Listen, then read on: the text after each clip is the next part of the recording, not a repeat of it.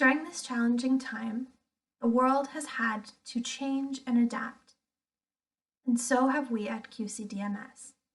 To help prepare you for the tools you will use in your upcoming QCDMS digital training, we have created this video tutorial.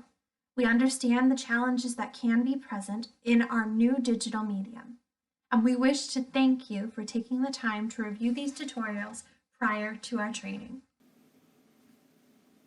In this tutorial, I'll be getting you prepared to use the Kahoot application.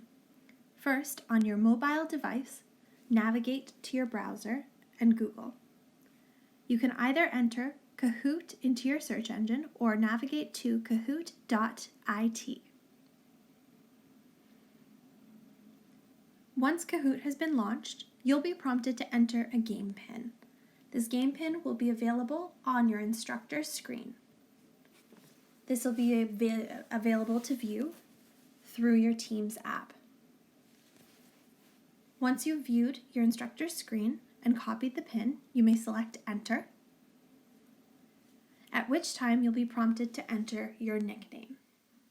Once you do so, you can select Go.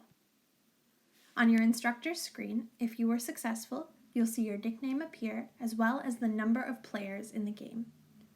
When your instructor is prepared, they will start the quiz. In these quizzes, you will see the question being asked, as well as 4 possible answers. These will be in 4 colors, along with 4 shapes. So there could be a red with a triangle, a blue with a hexagon, for example, all kinds of things. What you'll want to do is select the answer you would like to choose and match it to the corresponding shape. There's also true and false questions available. A true and false question will have 2 options, a blue and a red. Check to see which answer corresponds to which color and shape and select the option you wish to choose. You're now prepared to use the Kahoot application.